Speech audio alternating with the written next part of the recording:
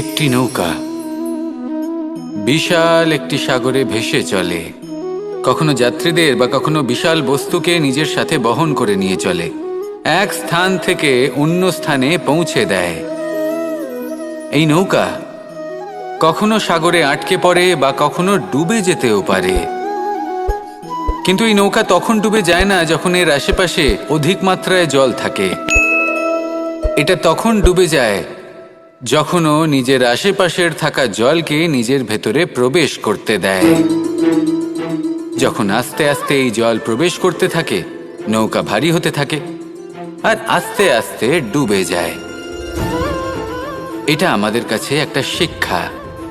হতেই পারে আমাদের এই সংসারে, আমাদের জীবনে আশেপাশে অনেক বেশি মাত্রায় নেতিবাচক শক্তি থাকবে, ঈর্ষা থাকবে, বিদ্বেষ, ঘৃণা বা ভয় থাকবে, কিন্তু মনের এই নৌকা শুধু তখনই ডুববে যখন আপনি এই নেতিবাচক শক্তিকে নিজের ভেতরে প্রবেশ করতে দেবেন।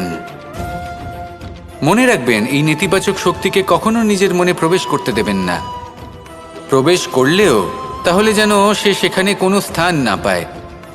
শুধু এই বিষয়টা খেয়াল রাখলে আপনার মনের এই নৌকা জীবনের এই সাগরে সব সময় ভেসে থাকবে, আর এই মন প্রসন্ন হয়ে বলবে, রাধা রাধা। সম্পর্ক হলো আমাদের জীবনের একটি আধার। কিছু সম্পর্ক এমন যা আমরা জন্মসূত্রে লাভ করি, যেমন পরিবার, মা, বাবা। কিছু সম্পর্ক আছে যা আমরা জীবনে অর্জন করে থাকি, তা সে প্রেমের হোক, স্নেহের হোক বা বন্ধুত্বের। এই সকল সম্পর্ক লাভ করার বা গড়ে তোলার 5টি ধাপ রয়েছে। প্রথম ধাপ, কোনো ব্যক্তির সাথে আলাপ হওয়া, তার সাথে কথা বলা বা তাকে দেখা। দ্বিতীয় ধাপ, সে ব্যক্তিকে আমাদের ভালো লাগা। তৃতীয় ধাপ,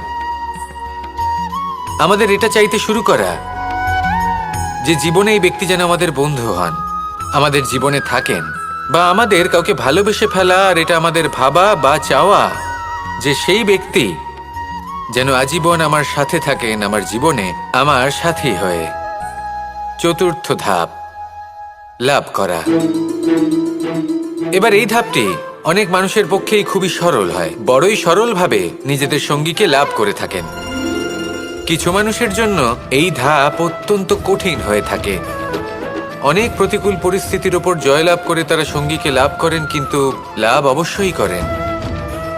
এরপরে আসে পঞ্চম, অন্তিম এবং সবথেকে গুরুত্বপূর্ণ ধাপ। সেটা হলো সেই সম্পর্ক পালন করা। এটা হলো এমন এক বিষয় যা প্রত্যেক মানুষের শেখা উচিত।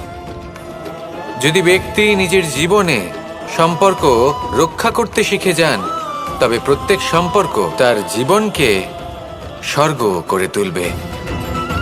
আসুন আর আমার সাথে ভালোবেসে বলুন, রাধা রাধা। সুখ এবং দুঃখ, এই দুই হলো আমাদের জীবনের অবশ্যম্ভাবী এবং গুরুত্বপূর্ণ অঙ্গ। আমাদের সকলের জীবনে কখনো সুখও আসে, আবার কখনো দুঃখও আসে। আমরা সবসময় ভাবি আমরা কিভাবে সুখ লাভ করব, কিভাবে আমরা দুঃখ থেকে দূরে থাকতে পারি। আর এই জীবনে যা কিছুই ঘটুক না কেন, সেই সব কিছু আমরা সুখ এবং দুঃখের মাপদণ্ডে মেপে থাকি। এবার এখানে একটা ছোট্ট বিষয় আছে। এটা ভেবে দেখতে হবে যে কে আসলে সুখী ব্যক্তি। সুখী ব্যক্তি হলেন তিনি যিনি নিজের জীবনে নিজের কর্মের বিশ্লেষণ করে থাকেন, সেই বুঝে পদক্ষেপ নেন। উনি কি করতে চলেছেন সেটা উনি জানেন, আর যদি ওনার কোনো দোষ থাকে বা ভুল থাকে তাহলে সেগুলো শুধরে নিয়ে এগিয়ে চলেন। সেই জন্য উনি সুখী হন। অন্যদিকে যে ব্যক্তি দুঃখী, তিনি কি করেন? তিনি নিজের উপর নয়, অন্যের উপর নিজের নজর রাখেন যে তিনি কি করছেন, কিভাবে কর্ম করছেন। ওনারা অন্যের নিন্দা করেন, অন্যের সাফল্য দেখে ঈর্ষা করেন, ক্রুদ্ধ হয়ে যান, ওনাদের বাধা দিতে চেষ্টা করেন। সেই জন্যই তো ওনারা দুঃখী হন। এই সংসারে এমন অনেক ব্যক্তি আছেন যারা এই কারণে দুঃখী নন যে তাদের জীবনে দুঃখ আছে। তারা এই কারণে দুঃখ পান কারণ অন্যের জীবন অনেক বেশি সুখের। দেখুন, শেষ পর্যন্ত আপনাকে নিজের কর্মের প্রতি মনোসংযোগ করতেই হবে। অন্যের প্রতি নয়, কারণ আপনার জীবনে আপনার কর্ম হলো এমন একটা জিনিস যা আপনার নিয়ন্ত্রণে আছে। নিরন্তর চেষ্টা করতে থাকুন, নিজের কর্মকে বুঝতে শিখুন, শুধরে নিন, নিজেকে শ্রেষ্ঠ করে তুলুন। তখন সাফল্য নিজে থেকে আপনার কাছে আসবে, আর এই মন প্রসন্ন হয়ে বলবে, রাধা রাধা। জীবনে সবথেকে বেশি গুরুত্বপূর্ণ বস্তু কি? বাড়ি, বাহন, সোনা, ধন? যদি আমি সত্যি বলি, তাহলে জীবনে সবথেকে বেশি গুরুত্বপূর্ণ বস্তু কোনো বস্তুই নয়। যদি কিছু গুরুত্বপূর্ণ থাকে, তাহলে তা হলো অনুভূতি, করুণা, মিত্রতা, মাতৃত্ব, বাৎসল্য, আর সবথেকে বেশি গুরুত্বপূর্ণ ভালোবাসা। নিজেদের এই জীবনে যদি আপনি শুধুমাত্র বস্তুর খেলাতে মেতে থাকেন, তাহলে জীবনে আনন্দ কখনোই থাকবে না। নিজের এই জীবনকে অনুভূতির পীঠস্থান বানিয়ে তুলুন। এই মন প্রসন্ন হয়ে বলবে, রাধা রাধা। আশা এবং বিশ্বাস মানুষের জীবনের দুই অমূল্য স্তম্ভ। এটাই হলো ঢাল এবং এটাই হলো অস্ত্র। এটাই আমাদের রক্ষা করে এবং এটাই আমাদের জীবনের পথ প্রশস্ত করে। কিন্তু ছোট একটা সমস্যা আছে। এবার যদি আপনি বটবৃক্ষের থেকে এই আশা রাখেন যে এ আমাকে ফল দেবে, তাহলে সেই আশা ভঙ্গ হওয়াই স্বাভাবিক। আর যদি আপনি বিশ্বাস করেন যে খেজুর গাছ আপনাকে ছায়া প্রদান করবে, তাহলে সেই বিশ্বাসও অবশ্যই ভঙ্গ হবে। তাহলে কি করা উচিত? চোখ বন্ধ করে যে কাউকে বিশ্বাস করার আগে বা যে কারোর থেকে আশা রাখার আগে নির্বাচন করুন যে কার ওপর বিশ্বাস রাখতে চান, কার ওপর আশা রাখতে চান।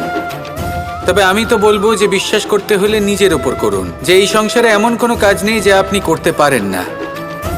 আর শুধু কর্ম করতে থাকুন আর ভরসা রাখুন ঈশ্বরের ওপর, যে উনি আপনার কর্ম দেখবেন আর আপনাকে আপনার কর্মফল অবশ্যই দেবেন, আপনাকে সাফল্য দেবেন। যদি আপনার বিশ্বাস অটল হয়, নিরন্তর পরিশ্রম করেন, তাহলে ঈশ্বর কখনোই আপনার আশা ভঙ্গ হতে দেবেন না। আসুন আর আমার সাথে ভালোবেসে বলুন, রাধা রাধা। জীবনে যখন আমরা কোনো পরিস্থিতির সম্মুখীন হই, তখন আমাদের সামনে দুটো পথ থাকে। তাদের মধ্যে কোনো একটা নির্বাচন আমাদের করে নিতে হবে, এই মনে করে নিতে হবে। নির্বাচন এই সংসারের সবথেকে গুরুত্বপূর্ণ বিষয়। একটা নির্বাচন আপনার বর্তমান বদলে দিতে পারে, আপনার ভবিষ্যৎ বদলাতে পারে, আগামী প্রজন্মের জন্য ইতিহাস রচনা করতে পারে। একটা নির্বাচন। এবার দেখুন, যে পরিস্থিতি আপনার সামনে আছে, আপনাকে সেই পরিস্থিতির সম্মুখীন হতেই হবে, সেই কষ্ট সহ্য করতেই হবে, সেই মতোই কাজ করতে হবে। শুধু এই বিষয়টা নির্বাচন করতে হবে যে এই পরিস্থিতির সম্মুখীন হওয়ার সময় আমি কি দুর্বল হয়ে থাকব নাকি আমি শক্তিশালী হয়ে থাকব। এই নির্বাচন এই মনের মধ্যে করতে হবে। আর এই নির্বাচন হলো সবথেকে বেশি গুরুত্বপূর্ণ নির্বাচন। যদি নিজের মনকে শক্তিশালী করে তুলে সেই পরিস্থিতির সম্মুখীন হন, তাহলে কিছুই আপনাকে বাধা দিতে পারবে না। পূর্ণ নিষ্ঠার সাথে, সাহসের সাথে এই মনকে শক্তিশালী করে তুলুন, তাহলে কোনো সংকট আপনাকে না বাধা দিতে পারবে না ভাঙতে পারবে। আপনি নিজে সাফল্যের শিখরে পৌঁছতে পারবেন, আর এই মন প্রসন্ন হয়ে বলবে, রাধা রাধা। আমরা আমাদের জীবনের লক্ষ্য প্রাপ্ত করার জন্য কি না করে থাকি। আমরা ভাবনা চিন্তা করে থাকি, কত জ্ঞান অর্জন করে থাকি, তারপরে আমরা পরিকল্পনা করি আর প্রচেষ্টা করি। এবার প্রথম চেষ্টাতেই সাফল্য লাভ করব সেটা নাও হতে পারে, বরং ইতিহাস সাক্ষী যে প্রথমবার প্রচেষ্টা করে সাফল্য লাভ করার সম্ভাবনা অত্যন্ত কম। আর যে কোনো সফল ব্যক্তিকে দেখুন, আপনি বুঝবেন সেই ব্যক্তি বারবার প্রচেষ্টা করে, চেষ্টা করা থামায় না, তবেই সেই ব্যক্তি একদিন সাফল্য লাভ করেন। সেই জন্য আপনিও প্রচেষ্টা করা কখনো বন্ধ করবেন না, করতেই থাকুন। যখন আপনি প্রথমবার প্রচেষ্টা করেন তখন আপনি একা থাকেন, কিন্তু যখন আপনি দ্বিতীয়বার প্রচেষ্টা করেন তখন আপনার সাথে কিছু বিগত প্রচেষ্টার অভিজ্ঞতা থাকে। চেষ্টা করতে থাকুন, সাফল্য আপনার কাছে আসতেই চলেছে। আসুন আমার সাথে ভালোবেসে বলুন, রাধা রাধা। যখন মানুষের মৃত্যু হয় তখন কি হয়? অনেক সংখ্যক মানুষ শোক পালন করতে চলে আসেন। যে ব্যক্তি মৃত্যু লাভ করেছেন তার অনেক বস্তু থাকে যেগুলো তার প্রিয়, যেগুলো তিনি ব্যবহার করেছেন।